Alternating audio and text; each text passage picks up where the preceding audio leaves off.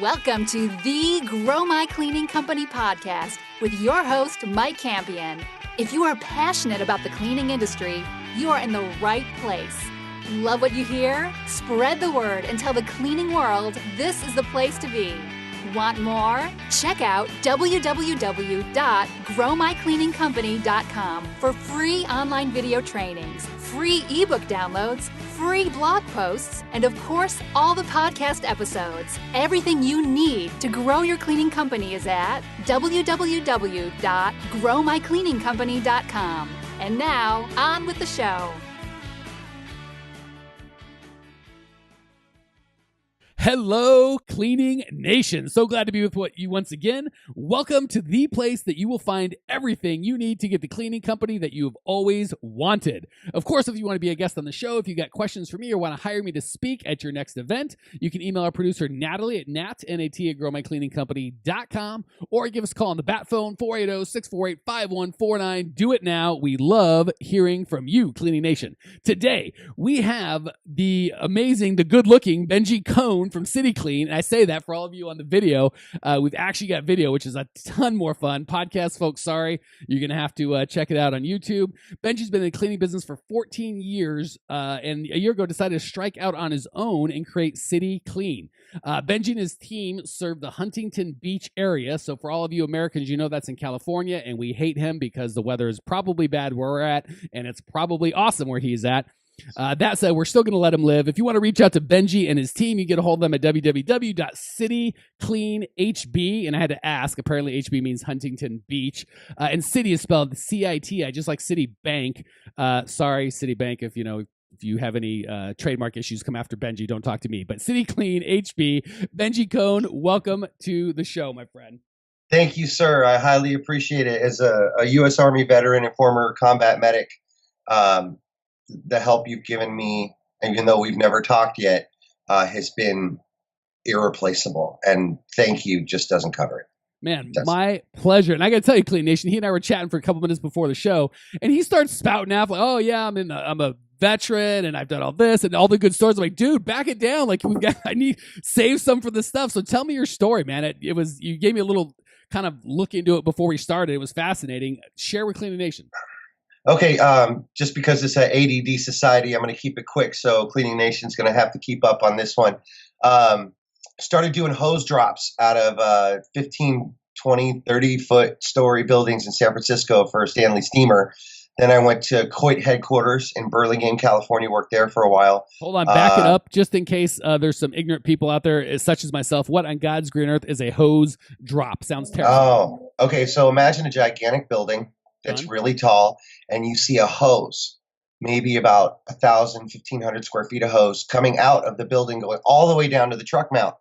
And this is what you see as you drive by on the 101 in San Francisco, is me dropping that hose out of the window, which is not an easy liability contingency. So I learned the hard way in the hills, where if you forget one thing out of your truck, it's 50 to 100 steps to get back up. So you learn really instantly to count your steps in San Francisco. All right, and I like that. I was expecting some sort of cool technical thing about what a hose drop is, and you're like, it's me dropping a hose. What do you expect? It's a hose drop. It's right in the title, idiot. All right, thank you for clearing me up. Continue. So moved on, tried to get a little more political, and ended up at Coit headquarters, and that didn't work out so well. It was a couple years. Got into the real estate appraisal business, which has actually helped me a lot with what I do now. And now I'm on my own.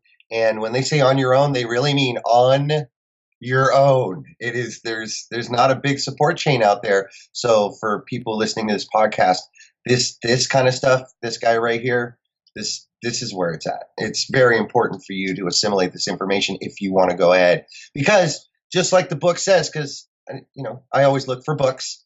I'm a freaking genius. Why is this business so hard? Which is something I've uttered to myself, to actually have a name of a book like that really, really brought me in. So instantly I feel like, for people listening, I feel like Mike has really got a solid grip on what we're doing, from our home offices, from our small offices, even from our big offices. But there's nothing too small, nothing too big for Mike to handle. So I feel really lucky to be here, and my all my experience, being a veteran, veteran-owned business, complex stain removal, all this stuff I know doesn't mean anything. As a technician, it does, but as business, it's so frustrating to have experience and support and still not be able to do it. And I'm literally ramming my head against a brick wall at some point, and I just got tired of it. And so that's when I found this podcast. All right. Well, make sure when you're literally ramming your head in the brick wall, you put it on video and share it with us. Cause as much as we love you, and I feel like, man, I should slip you a 20 or something for the kind promotion of it's not over. Book and stuff. It's not over. You can't gush too much. I have to cut you off, but I will put a link. Very rarely do I self-promote, but I will put a link just because Benji's kind of have to mention it to the book. You can get it on Amazon. If you love it, throw me a 5-star review. If you hate it, throw me a nasty email. Or actually, even better, throw Benji a nasty email, and then he'll forward it to me. I'm used to those. Yeah, Ben, how dare you recommend this piece of crap? All right, brother. Hey, thank you so much, of course, for your service to our country. And I'm digging your vibe, man. I am ready to give back. How can I help you today, my friend? Okay, well, out of the thousands of things that I do need help with on a daily basis, all your podcasts really seem to cover a lot of issues. Like the landing page episode was phenomenal. But right now I'm staring at a list. It's a stack of paper about this time. And it's my mentor's entire customer list, which looks like it's on a dinner napkin. So he says, I'm retiring. Here's all my clients. I'd like to make a percentage. What can you do for me? And that seems to be something that I'm shying away from. That is obviously a lot of money. It's already built up and warm. But it confuses me because I know for a fact that they pretty much want him, not me. So crossing this over could be a little tender. Man, I'm digging that question. I'm a little sad because I have to work today. A lot of them are easy. I'm like, I can do that when I sleep. This one I got to pay attention and use big words and everything. But I'm sorry. I'll try. Well, again, you gave me the good plug, so we're gonna let it slide. All right. So let me ask a couple questions so I can give you some valid coaching. Sure.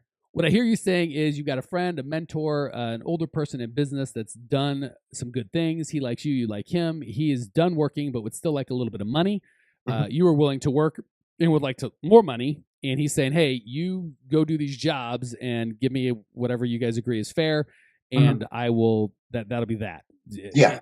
Okay. So I didn't miss anything yet on that. No. And it's a hot list. I mean, there's 10, 20 clients on there that are very loyal. And I believe that if he's never followed up once on anything. I asked him what his marketing concept was. He goes, they call me when they need me. And that's good work if you can get it. Right. Okay, good. So these are, the way you're talking about it, sounds like these are one-time carpet and floor customers, not ongoing janitorial maid service, correct? No, yeah, they're definitely one-timers, but the referrals that they give and the fact that some of them are in the commercial real estate industry, which is where I'm beginning to niche, kind of matches up. So while there are some residential customers I'll never see again, there's it's $1 million list. I'm not going to lie, but I'm sitting here staring at it, and it's intimidating me like a shack type of scenario where I know I've got everything I need right in front of me, to accomplish the mission, but it's awfully intimidating. Okay, but the type of work is not ongoing weekly or monthly janitorial maid. It's some sort of, I shouldn't say one time, but quarterly. No, but they're loyal, but not too often. When they get a client, and they need something done, they call it. All right. And basically he just turned the phone over to you. So now when it rings, when it would have rang to him, it rings to you. It rings on my phone now. Yeah. Okay. And as well as they call me when they need me strategy, his work for him, you'd like to kick it up a notch just in case there's maybe a couple bucks extra in there. Yeah. Maybe more than one notch. Yeah. And the exciting thing is, it sounds like this guy's been a gift to you, not just from this list, but when you call him a mentor, I'm assuming he's poured into you and really kind of given you some. I guess I'll give him a little plug here in case anybody's heard of him, which a few people have, but he's been around for such a long time. His name's Terry Jones, and he runs Terrence Jones Carpet Service, does repair and power stretching and, of course, cleaning. But he's been in the business since you had to put the chemical on your arm to see if it burns to make sure it works. Well, hopefully that's not the training. That part of the training he's probably not giving. That doesn't exist anymore. No, but that's where he's from. He's from old school. He was director of the CFI for 5 years for Orange County in the Inland Empire. And before that whole thing crumbled, he got me into Royalty Carpet Mill, where I was able to do a full carpet tour and see how carpet was made. And Nice. I've just been given every advantage, and it really frustrates me seeing the fact that I have, my military training and this list and all. It seems like it's being spoon fed to me, and yet still there's issues. Well, you were in the right spot, and my goal is much to make you money. Is how cool would it be if you can, by increasing the amount of work that you do with this list, if you are able to get him paid the same amount for doing nothing, and then obviously, you know what I'm saying? So yeah, that would be great to be able to get back to him. Okay, so first and foremost, give me, I don't need an exact number. Are we talking 10 people? 7, thank you. So we're hundreds of people, less than 1,000, so about 700 people. Mm-hmm. Perfect. And this list, you have names, phone numbers, emails, addresses. What data do you have? It's very simple how he dealt with his stuff. It was all name and phone number. Okay, so we have no emails, no addresses just yet. Not really, no. Okay. Addresses there, but his handwriting is atrocious. I love it. Address is kindness, sort of. Yeah, we got some. We have numbers and a couple letters, but I don't know if the postman. Right, it's something from the Cyrillic alphabet. It looks like you would read in Russia, so we'll have to get there. So until we get a translator, we have no addresses. Pretty much just phone numbers, right, so which mobile marketing seems to be interesting. So cool. So, 700 people is quite a bit, which is exciting. The trick is obviously you want to have the right media method based on the right person. But based on the information you have one media method available to you currently, right? Mm-hmm. You can't email them because you don't have their email address. You can't mail them because, we can do the math on that.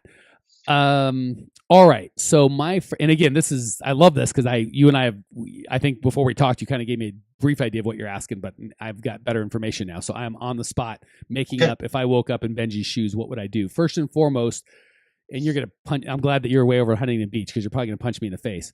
I would probably call these people every last stinking one of them. And my goal would be two things.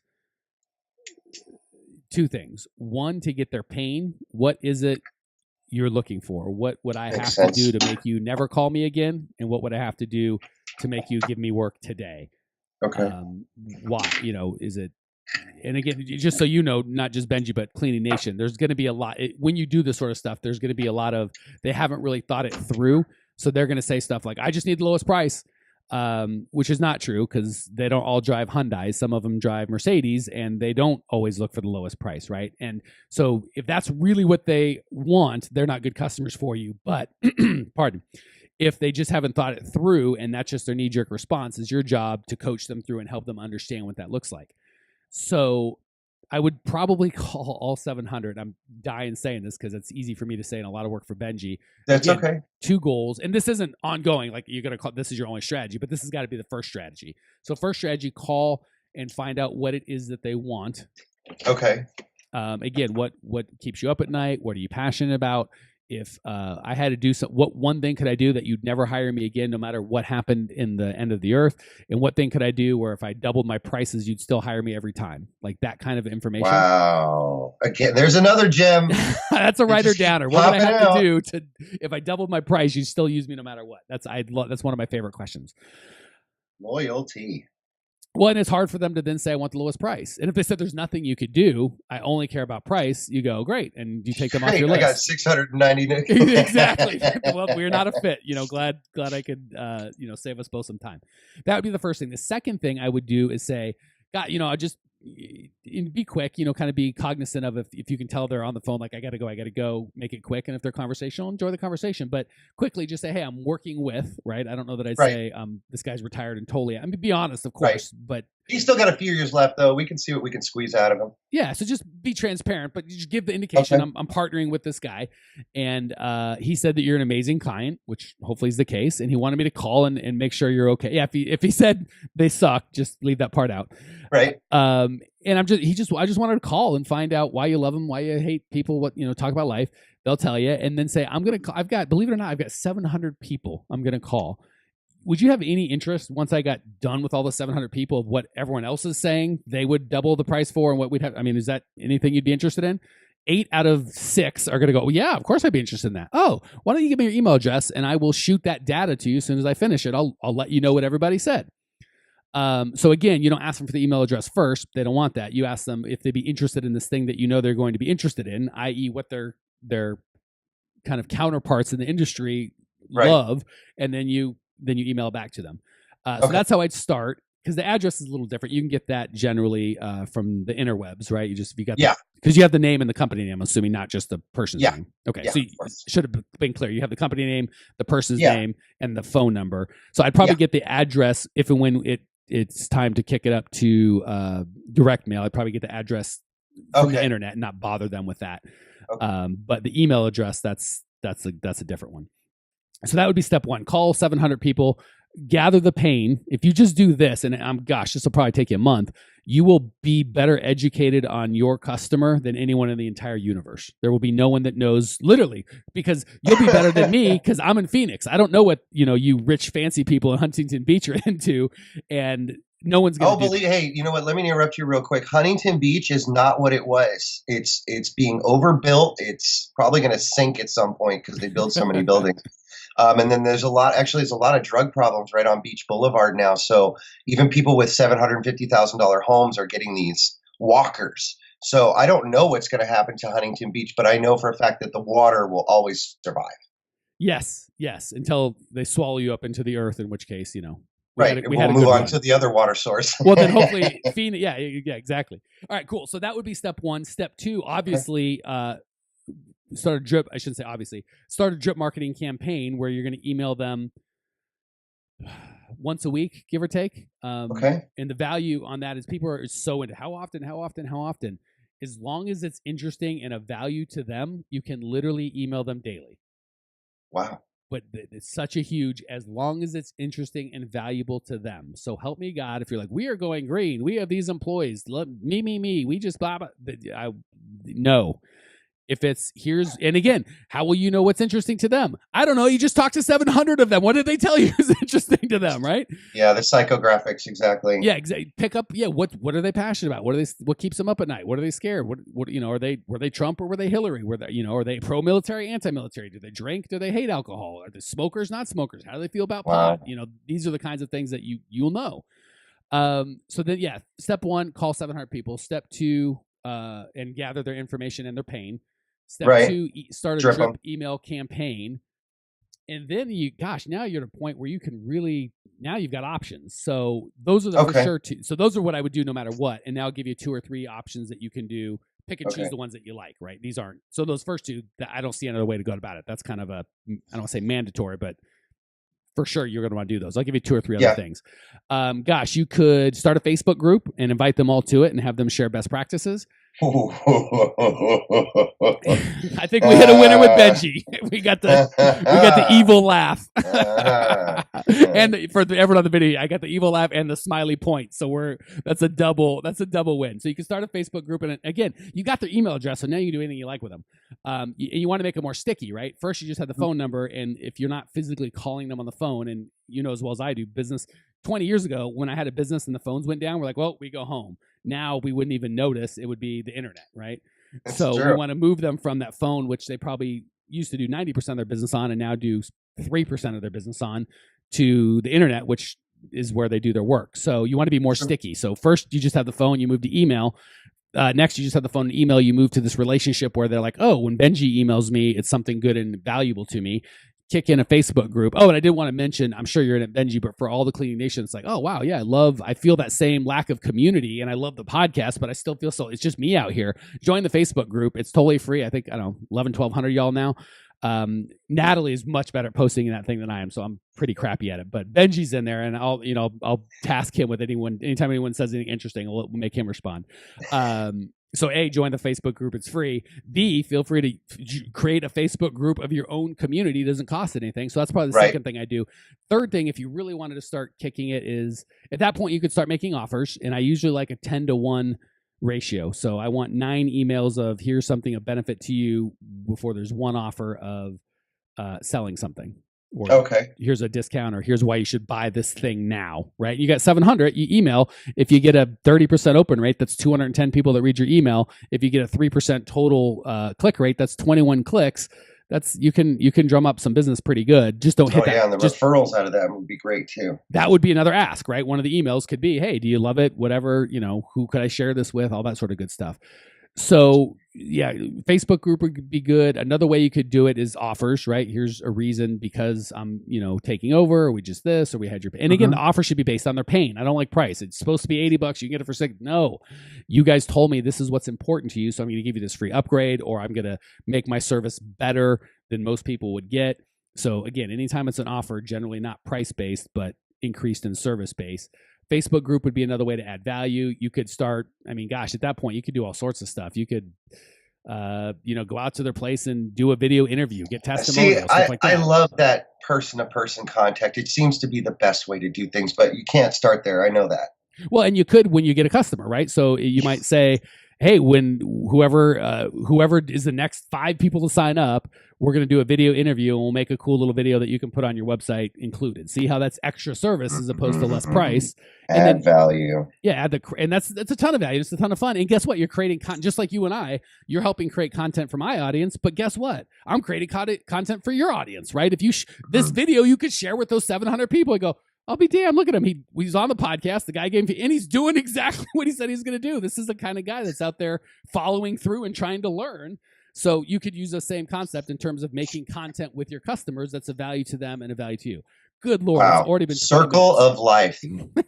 It's almost like I don't just preach to you guys to do it. It's like I do it myself, for crying out loud. Who would have guessed it? Wow.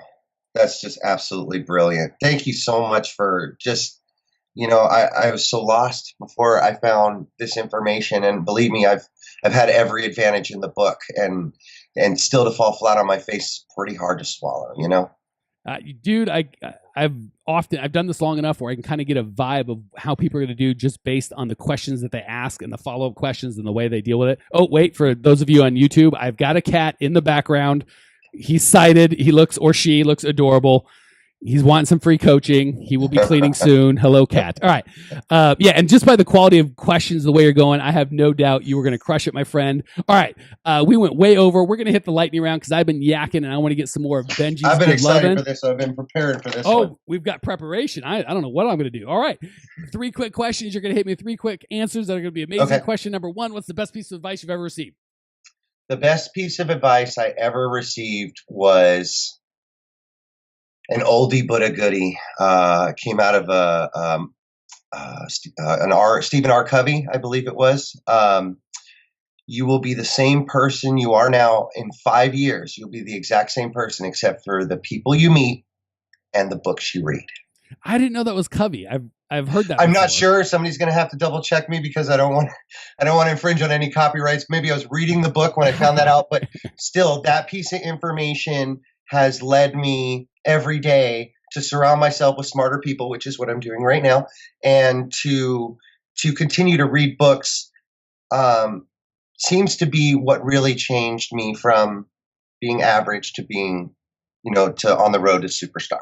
Couldn't agree more. The books that you read and the people that you meet, and I've just full disclosure, when Benji says he's surrounding himself by smart people, I think he's referring to the cat, and I'm just kind of secondary. So I want to be honest with Cleaning Nation. Well, she uses less words than I do, and so I got to learn, make sure I use less words. Actually, too many words can be a problem. So yeah, even from a simple cat, you can learn a lesson, right? Look at Benji getting all smart. Question number 2, what's the biggest mistake you've made in the cleaning business that we can all learn from? Thinking I was alone. Thinking that I was the only one out there doing this, thinking that I was the only one that had any chance of succeeding for my entire family. Like I said, offline when we were supposed to do the interview the first time, I had a flood and we had to move and all this stuff. And while it seemed so bad, a week later, I go in for a lead technician job, end up with a director of the carpet department for a medium-sized janitorial company. So, you really have to keep your eyes open and focus, and everything will be there, but you just can't give up. And it's so easy to give up, but you just can't do it because the money is really staring you at the face. You're literally walking over it. Preach, preach, and preach. Couldn't have said it better myself. Question 3. What's one idea that Cleaning Nation can put into practice right away today before their head hits their pillow that will improve their lives and or their businesses? Look, I am going to give people who clean carpet, tile, and stone. Well, stone is my specialty, but I'm going to give you an unfair advantage. And for those of you who haven't heard about it, It's a product called CTI Pro's Choice, and they're yellow bottle with a red top. I'm a 49er fan, so it kind of vibed with me. But here's the deal. Ann Bedwell's national sales trainer. She brought me up from this little tiny bird all the way to what I am now, being able to accomplish all these things. CTI Pro's Choice has an app on their phone for people who clean carpet, where if you come across a stain, you can just look it up on the app. It tells you not only what to use, but how to get it out. And then their customer service is insane. So if you're looking for, and I don't work for them or anything, but if you're looking for products, cleaning products whatsoever, you're looking for the best stuff out there with the best service and the best interaction with the company that I've ever seen, Ann Bedwell and CTI Pro Choice has given me an unfair advantage to where I can literally walk into any carpet, even if it's faux silk, even if it's wool, no matter what, I can walk in there with full confidence with an app on my phone and 6 to 7 products and knock out anything I see, including oil, urine, diesel. I've got out a wool. But if those of you who are using cut rate products or don't have enough interaction with your chemical company, CTI Pro Choice will literally save your company. I got to say, I walk in right now with no confidence I can get any stain out. So I'm in the exact opposite place. And I appreciate the share, brother. That was perfect. All right. I got to say, Benji, thank you so much for joining us. I love your passion. I love your cat's passion. I appreciate you, Cleaning Nation. Appreciate you. If you want to check out Benji's show notes page, he said he's going to send me all sorts of cool stuff, links to all the stuff that we talked about. I'll be right there. growmycleaningcompany.com. Leave your questions, your comments, your rude remarks. I will see you there. Congratulations! You are now 16% smarter. Still can't get enough cleaning goodness? Go to www.growmycleaningcompany.com for more of the good stuff. Ever want to be rich and famous? Owners of cleaning companies as well as industry experts can apply to be featured on the show by emailing our producer Natalie at support@growmycleaningcompany.com. Until then, don't miss out on all the latest cleaning industry lovin' at www.growmycleaningcompany.com. Check it out now.